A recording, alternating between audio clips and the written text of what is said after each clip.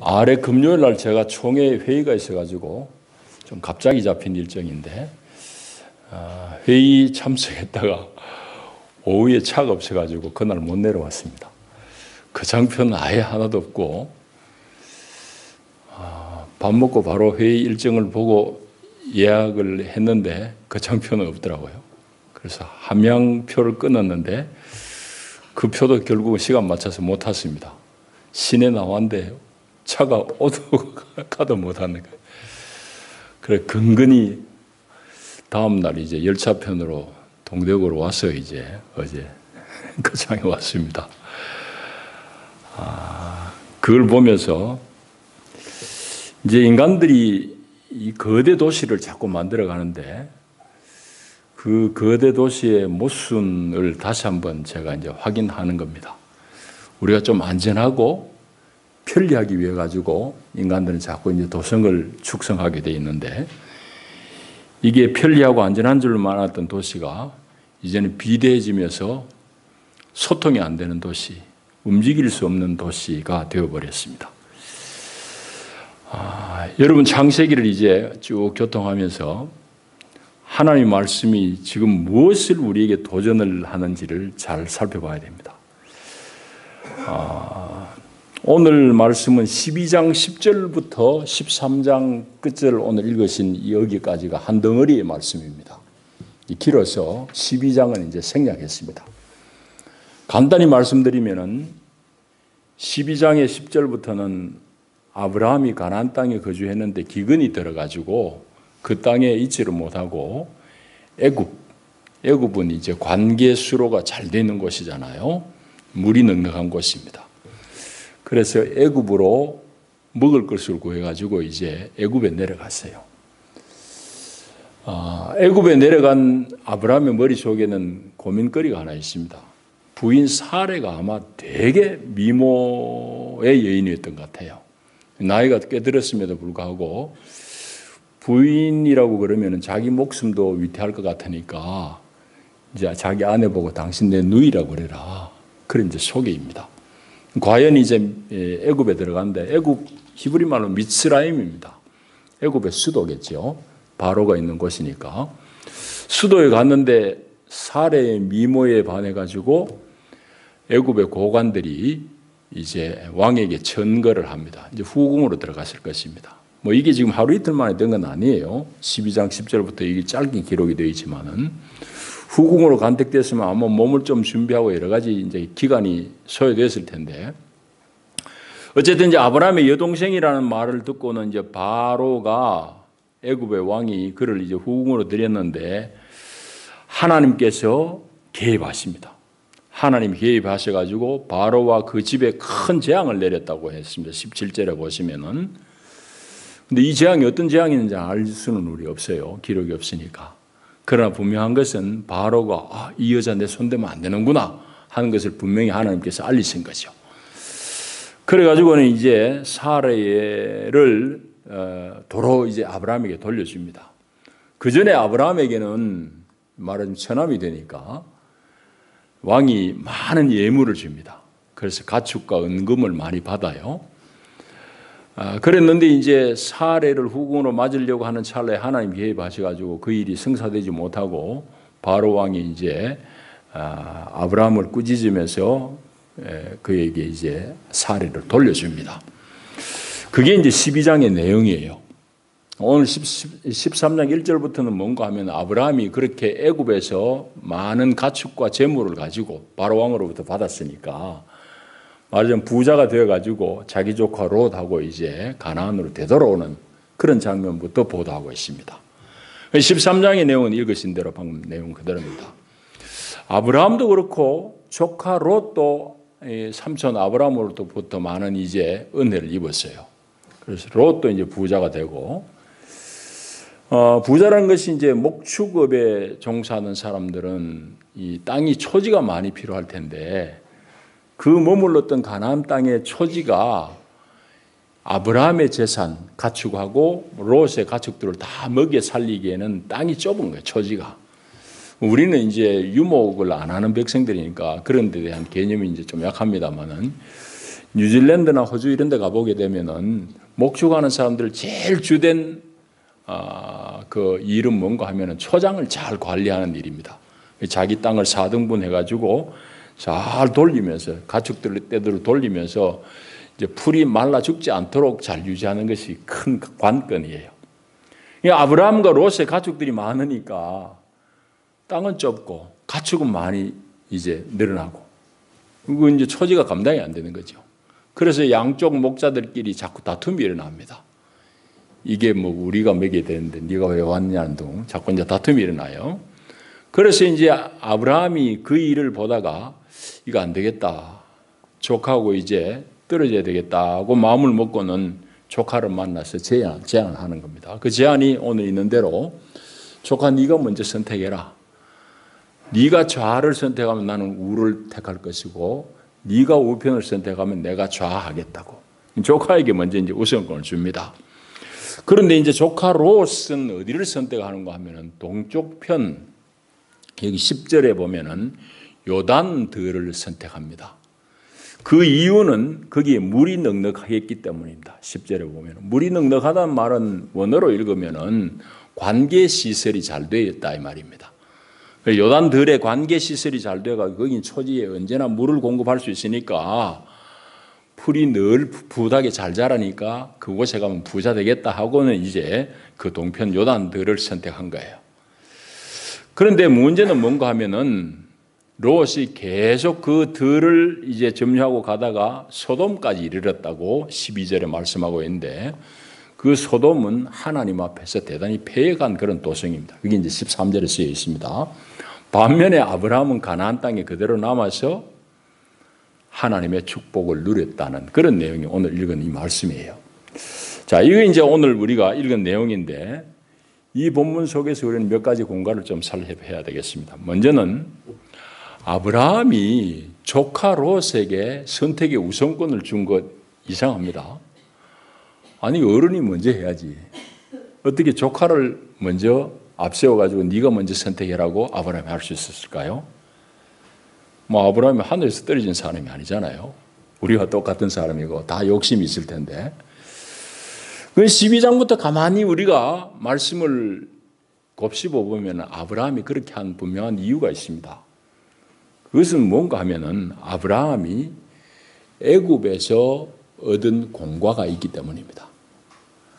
아브라함이 애굽에서 자기 부인을 누이라고 속이면서 자기 목숨을 보존하려고 속임수를 썼는데도 불구하고 하나님이 그 가운데 개입하셔서 자기 부인을 되돌려받고 그뿐만 아니라 많은 부를 축적하는 과정을 통해서 자신의 실수에도 불구하고 하나님 앞에 부름받은 아브라함을 하나님이 책임져 주신다는 분명한 그런 확신이 생겼을 것입니다.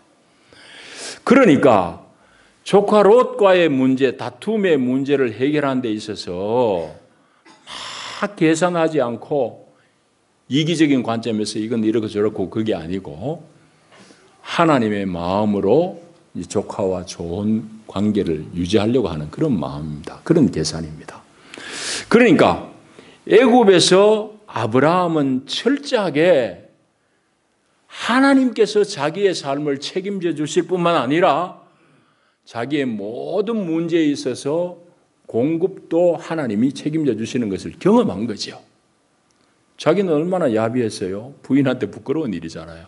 마누라로 떳떳하게 얘기도 못하고 누이라고 속이도록 얘기하고 바로왕에게 속였는데 그럼에도 불구하고 하나님은 그를 축복하시는 거죠.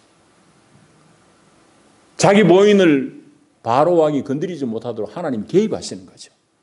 이런 일을 통해 가지고 아내도 무사했고 자기는 예물로 받은 그런 많은 예물을 가지고 떠나올 수 있게 되었으니까 내가 아동반응한다고 되는 게 아니라 하나님이 내 삶을 책임지는구나 하는 분명한 확신이 있었을 거예요. 그게 이제 애굽에서 아브라함이 얻은 공과였습니다.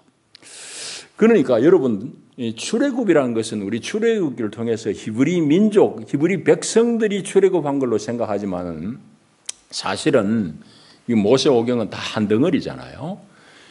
이 아브라함이 그들의 믿음의 조상이라는 아브라함이 먼저 출애굽을 경험합니다. 이 애굽의 생활을 통해서 아브라함은 그런 믿음을 갖게 되는 것이죠. 자, 그래서 이제 13장의 말씀이 이어지는데 오늘 롯으로 하여금 조카로 하여금 먼저 선택하라고 그랬는데 롯은 어떤 관점에서 자기의 장래를 결정했고 아브라함은 어떤 자리에 머물는지를 오늘 이 본문이 우리에게 말씀하는 거예요. 이 본문이 오늘 우리에게 여러분들에게 도전적인 말씀을 숙제를 던집니다. 옛날에 아브라함이 이랬는가 롯이 그랬는가 아니에요. 오늘 여전히 우리에게 유효한 말씀을 우리에게 던진다고. 그럼 롯은 지금 어떤 관점에서 선택했느냐? 성경이 그걸 이제 우리에게 말씀하는데 그래서 이제 아브라함이 조카에게 네 먼저 선택해라. 네가 좌를 선택하면 내가 우하고 네가 우하면 내가 좌하겠다 하는데 롯은 어떻게 선택하는지를 10절 이하가 증가하고 있습니다. 10절 보시죠. 롯이 눈을 들어가지고 이렇게 사방을 살펴보니까 요단들이 아주 비옥해요. 여기 성경의 표현대로 하면은 소알까지 온 땅에 물이 넉넉하니 했습니다. 물이 넉넉하니라는 말 원어적인 뜻을 그대로 직역하면은 관계 시설이 잘 됐다 이 말입니다. 영어에도 보면은 그 관계가 잘 됐다는 그런 번역이 되어 있어요. 그러니까 이 롯이 보니까 요단 들판이 이리저리 수로가 잘 뚫려가지고 관계 시설이 잘 되어 있는 거예요. 그러니까 여기서 목축하면 잘 되겠다 싶은 거죠. 그래서 자기는 요단을 선택한 거예요. 그 10절에 보면 재밌습니다. 그 10절 후반절 보면은 여호와께서 소돔과 고모라를 멸하시기 전이었으므로 롯이 선택한 그 땅이 여호와의 동산 같고 애굽 땅과 같았다 이랬잖아요. 여호와의 동산은 어디입니까? 에덴 동산이지. 에덴 동산은 어떤 땅이에요? 동산 중앙에서부터 강물이 발원해가지고 네 강이 있잖아요. 네 강이 온 땅을 적셨다고 그랬잖아요. 거기도 관계가 잘 된 거예요. 애굽 땅과 같았다고 그랬는데 애굽 땅은 어떤 땅일까요? 애굽 땅도 역시 관계 수로가 잘 돼 있는 땅이에요. 그거는 나일강으로부터 그렇지만은 성경이 그것을 분명하게 얘기합니다. 신명기 11장 10절에 보면은 이렇게 말씀해요. 하나님께서 모세를 통해서 하신 말씀이 내가 들어가 차지하려 하는 땅은 네가 나온 애굽 땅하고 다르다. 그러면서 애굽 땅과 가나안 땅을 하나님께서 설명하시기를 어떻게 설명하는가 하면은 애굽 땅 거기서는 너희가 파종한 후에 발로 물대기를 채소밭에 댐과 같이 했지만은 너희들이 들어갈 그 가나안 땅은 산과 골짜기가 있어가지고 하늘에서 내리는 비를 흡수하는 땅이다. 하나님이 살피는 땅이다. 그렇게 얘기해요.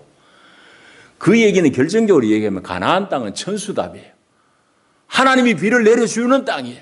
비를 내려줘야지 산물을 풍성하게 내는 땅이지만은 애굽의 땅은 파종하고 나서 씨 뿌리고 나서 발로 물대는 땅이다 이 말이에요. 발로 물댄단 말이 무슨 말이에요?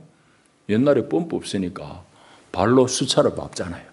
수차를 밟아가지고 펌핑해서 펌프질을 해가지고 자기 밭으로 논으로 다 물대는 그런 땅이다 이 말이죠. 그러니까 애굽 땅이란 말은 한마디로 얘기하면 관계수로가 잘 돼 있는 땅, 물길이 잘 돼 있는 땅. 오늘 우리 논밭 다 그렇잖아요. 거창의 논밭에 보면 다 물이 옆으로 지나가잖아요. 물을 다 댈 수 있어요. 그러니까 롯이 보니까 요단들이 바로 애굽 땅 같이 관계수로가 잘 돼 있고 여호와의 동산 에덴 같이 물이 잘 흐르는 땅이야. 그러니까 거기에 가면은 내가 더 큰 부자가 될 것이야 하고는 갔습니다. 근데 문제는 뭔가 하면은 뒤에 말씀이 이제 내포하고 있듯이 힌트를 주듯이 그 요단들이 도대체 어떤 것이냐 하는 것을 이 롯은 간과 스쳐 지나갔습니다. 사실은 그 관계 수로를 잘 관리하고 그걸 소유하고 있는 사람은 소돔과 고모라 성의 지배층입니다.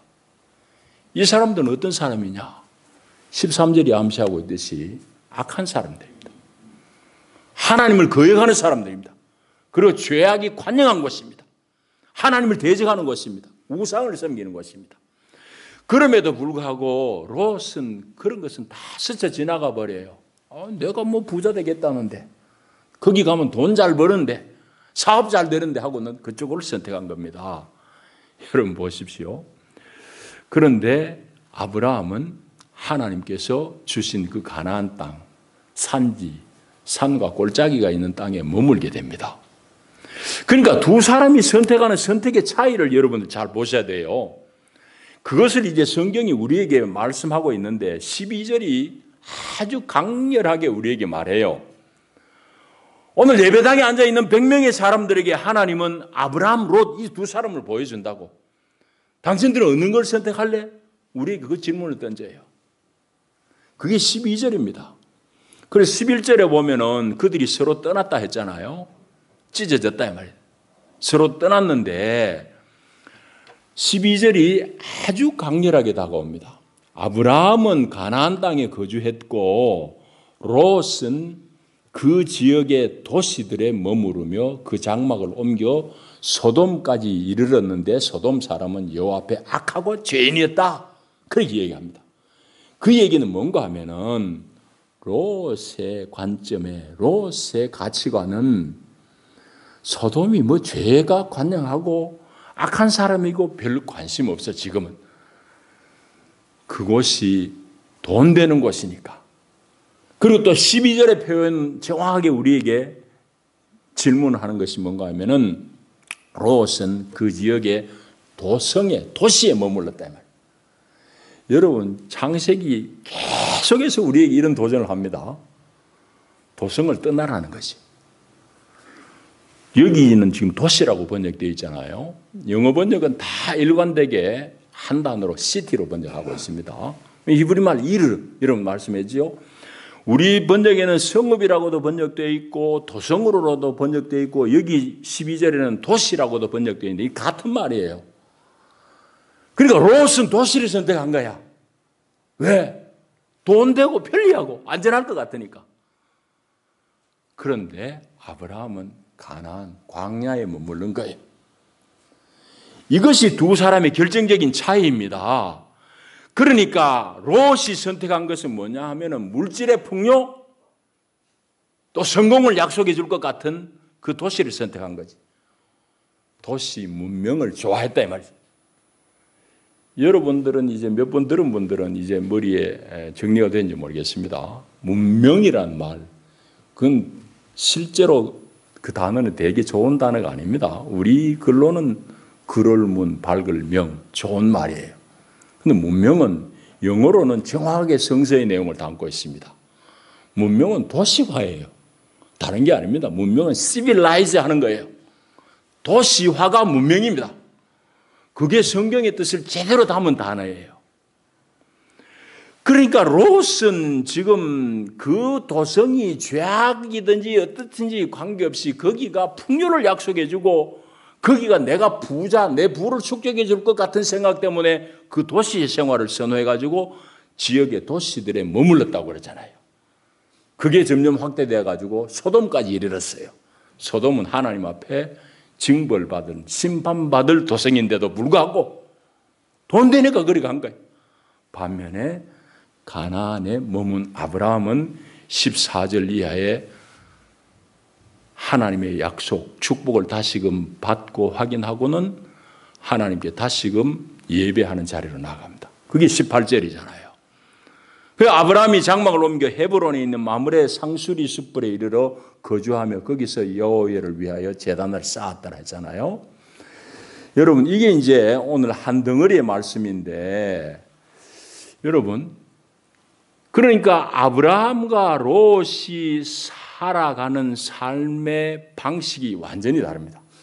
이거는 교회 안에 하나님을 믿는다고 하는 사람들 중에서도 이렇게 롯 같은 사람, 아브라함 같은 사람이 있다는 얘기고 롯을 신약에는 어떻게 표현하는가 하면 부끄러운 구원을 얻었다고 그럽니다. 부끄러운 구원. 여러분 예수 믿으면 구원 얻어요. 근데 롯처럼 살 것인가 아니면 정말 하나님 앞에 늘 가까이 나가고 하나님과 소통하고 하나님의 이름을 부르고 예배하는 이것이 즐거운 그런 하나님의 사람으로 살 것인가 하는 것은 우리에게 던져진 숙제라고. 오늘 성경이 우리에게 그걸 도전한다고요. 옛날 아브라함 시대에 이랬더라가 아니라 오늘 21세기 거창에 사는 여러분들에게 서울에서 내려온 여러분들에게 하나님은 이 질문을 던진다고. 너희들은 롯의 길을 걸을 것이냐 아브라함의 길을 걸을 것이냐 그 질문을 하는 것이죠. 여러분,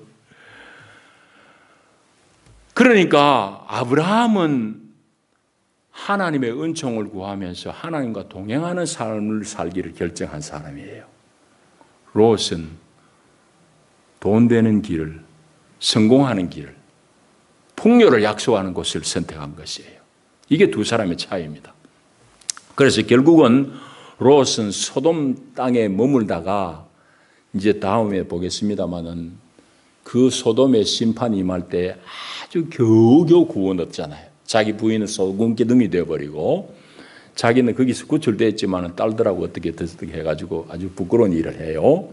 자, 그런데 롯은 관점이 자기의 풍요로움을 쫓았기 때문에 그런 결과를 맞았어요. 반면에 아브라함이 하나님 앞에 축복의 약속을 듣습니다. 그게 이제 14절 이하잖아요. 그래서 하나님이 아브라함을 축복하시는데 14절이 아주 재미있어요. 롯이 아브라함을 떠난 다음에 하나님이 아브라함을 찾아오셔가지고 다시금 약속을 합니다. 내 눈을 들어봐라. 북쪽, 남쪽, 동쪽, 서쪽 다 바라봐라. 너에게 보이는 땅을 너와 너의 후손에게 내가 주마. 그래 약속이에요. 하나님께서 아브라함을 축복하시는데 오늘 아브라함이 축복받은 연유는 방금 얘기한 대로 그런 이유입니다만 우리 정리를 한번 해보자고요. 그걸 두 가지 관점에서 저는 살펴봤습니다. 먼저는 자기 조카 롯이 아브라함을 떠난 다음에 하나님이 축복의 약속을 하십니다. 이것이 오늘 우리에게 주시는 말씀이 있어요. 아브라함에게는 롯이 어떤 존재입니까? 아들 이상이에요. 아브라함은 부자는 부자인데 자식이 없잖아. 이스마엘도 낳기 전이에요. 이삭은 말할 것도 없고. 피부치 하나 없어요. 자기 유산, 이 많은 유산을 물려줄 아무런 사람이 없어요. 그런 아브라함에게 조카 롯은 단순한 조카가 아니라고. 이미 지 아버지 일찍 죽어가지고 하란이 죽어가지고 데려왔잖아요. 그러니까 뭐 양자 아닌 양자인 셈이죠. 그러니까 나이 든 아브라함은 조카 롯을 상당히 의존할 수밖에 없는 그런 상황입니다. 그런 의지할 대상인 롯이 떠나가고 난 다음에 하나님이 그에게 나타나셔서 약속을 하셨다는 것은 인간의 의지가 무너질 때 하나님이 우리를 찾아오시고 우리를 만나주신다는 말씀이기도 해요. 그리고 이 신앙의 관점에서 보면은 롯이 아브라함을 떠난 다음에 하나님이 찾아오셔서 축복을 약속하시는 것은 이거는 또 무슨 의미가 있는가 하면은 하나님께서 롯의 식구들하고 아브라함의 식구들이 막 다투잖아요. 땅은 좁으니까, 초지는 좁으니까 목자들이 싸운다고. 그 싸움의 과정에서 하나님의 부름을 받은 아브라함이 도대체 어떻게 일을 처리하시는지 하나님이 유심히 살펴보신 거예요.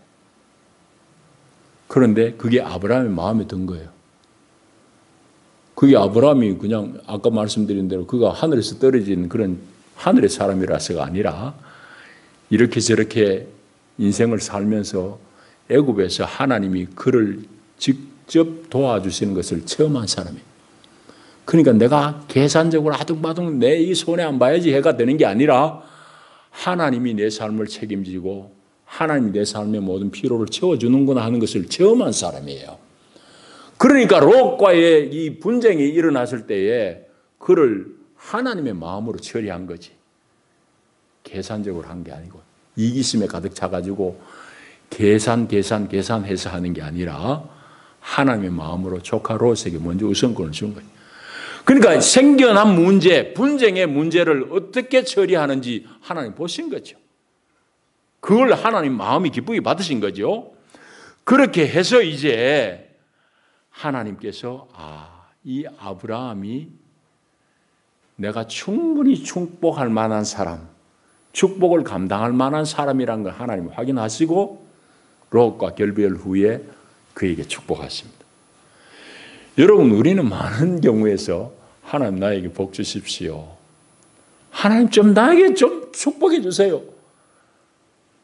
하나님이 능력이 모자라서 여러분들이 안 해주시겠습니까? 많은 경우에는 여러분들에게 하나님이 축복을 안 해주시는 게 아니라 못 해주실 것입니다. 왜요? 그건 마치 어린아이의 손에 칼을 들려주는 것과 같을 수도 있기 때문입니다. 여러분, 축복이 중요한 게 아니라 그것을 어떻게 누리고 어떻게 살고 그걸 가지고 어떻게 하나님이 일을 하느냐는 문제죠. 롯은 그 부분에 있어서 아브라함과 차별이 나는 거지. 아브라함은 하나님의 관점에서 합격한 거죠. 이런 다툼의 문제를 처리하는 것을 하나님 보시고는, 자, 그런 것을 우리가 봐야 됩니다. 그 다음에 특별히 아브라함이 한 행태는 바로 오늘 성경 쭉 지금 여기까지 계속해서 성경이 우리에게 말씀하시는 것을 다시 한번 확인시켜 줍니다. 여러분, 아브라함은 바벨 도성에서 바벨이라는 바벨 탑을 쌓았던 바벨 도성이 있던 갈대아 우르에서 나온 사람입니다. 아버지 데라와 함께 우르에서 하란을 거쳐서 가나안 땅까지 왔잖아요. 하란도 그렇고 우르도 그렇고, 우르는 더 크기는 컸지만은 다 큰 도성입니다. 하나님이 지금 아브라함을 불러내시는 것은 도성에서 떠나라는 거지. 도성은 무슨 문화입니까? 자기들이 스스로 안전을 책임지는 곳. 우리가 축적해 놓은 부가 우리의 안전을 도모할 것이야, 우리를 풍요롭게 할 것이야, 우리를 행복하게 할 것이야 라는 신앙, 거짓됨이 그들의 신앙이 된 곳이 도성입니다. 그것을 떠나라는 거지. 그래서 바벨에서 하란에서 나온 아브라함은 장막에 거주하면서 가는 곳마다 하나님 앞에 제단을 쌓잖아요. 그것의 의미를 여러분들에게 말씀했습니다. 그걸 한마디로 줄이면은 농부의 영성이라고 제가 말씀드렸습니다. 그러니까 도시의 영성, 시골의 영성, 결정적으로 차이 나는 거예요.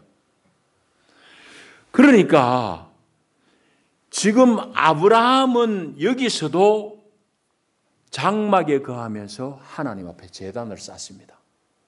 도시의 사람들은 장막이 아니라 도성을 쌓아요. 우리가 흩어지지 말아야지. 여기서 천년만년 살고 지고 도성을 쌓고 자기들이 쌓은 축적해 놓은 부를 의지하고 이 부가 우리를 행복하게 할 것이야. 다 거짓된 거지. 도성의 삶이 얼마나 사람을 피폐하게 합니까? 얼마나 사람들을 망가뜨립니까? 도성에서 모든 문제가 다 생기잖아요.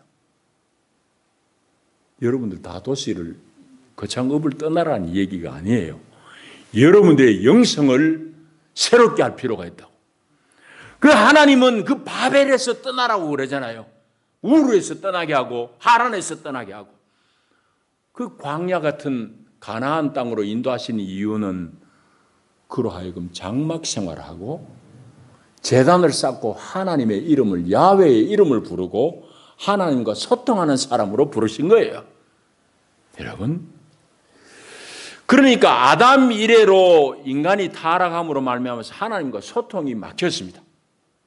그 인류의 결정적인 문제잖아요. 죄악의 결과로.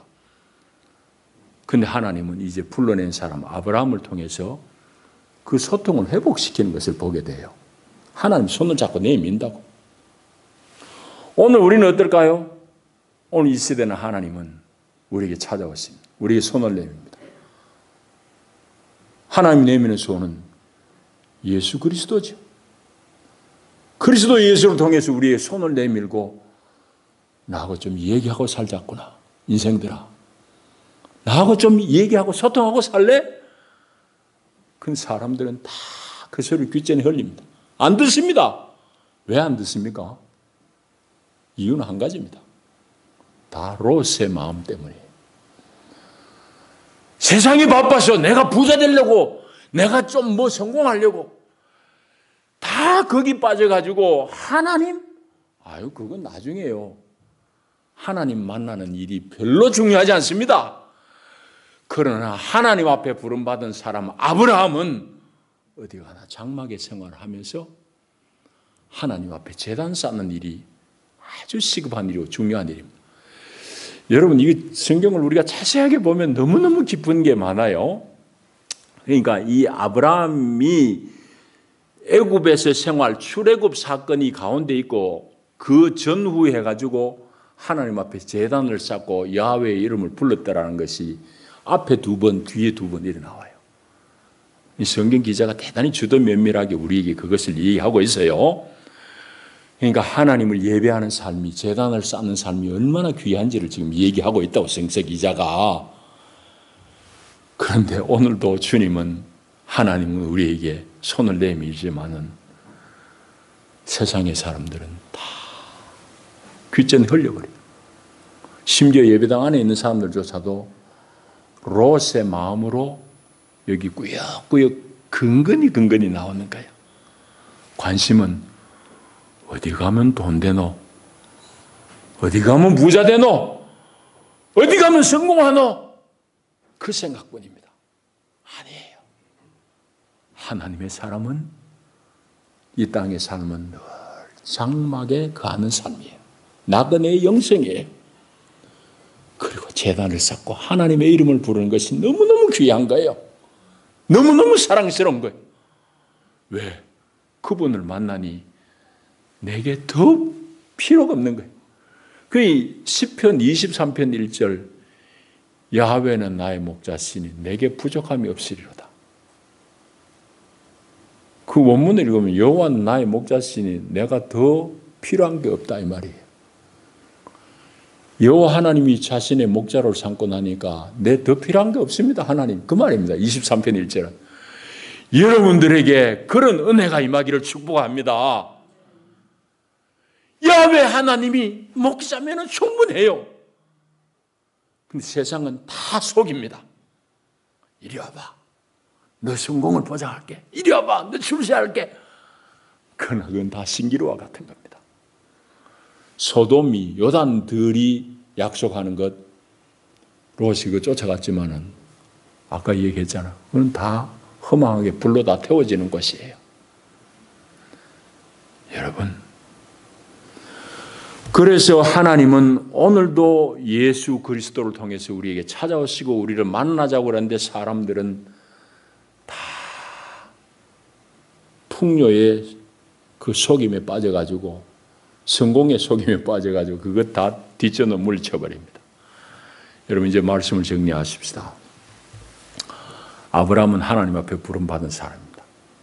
하나님 앞에 부름받은 사람, 결정적인 것은 도성을 박차고 나와서 장막의 생활, 나그네의 영성을 가지고 사는 겁니다. 도성을 박차고 나온 아브라함은 도성의 사람들이 자기들 이름 내려고 탑을 높이 쌓는 대신에 야훼의 이름을 부르는, 하나님을 예배하는 제단을 쌓습니다.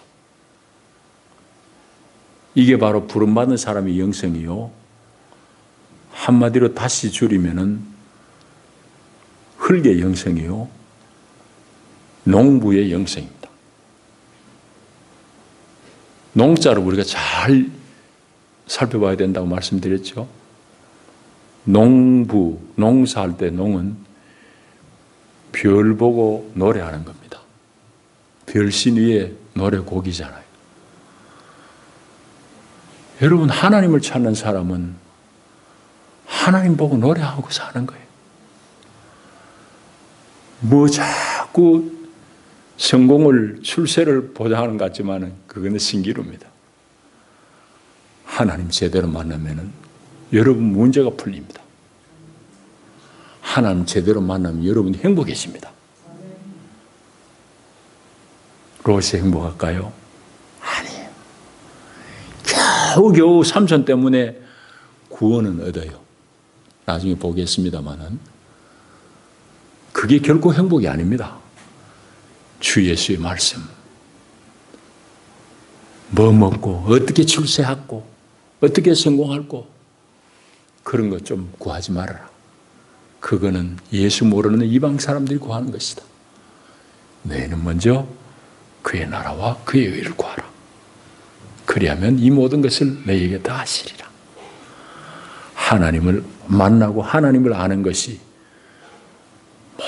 모든 것의 요건이고 기초고 충분 조건입니다.